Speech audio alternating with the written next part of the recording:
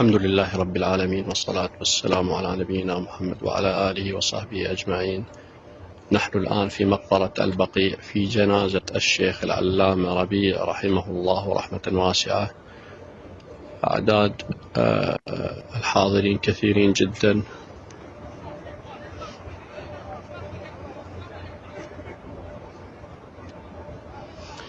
توفي رحمه الله يوم الأربعاء يوم أمس، والآن دفنه يوم الخميس فجر يوم الخميس، فنسأل الله عز وجل أن يرحمه رحمة واسعة.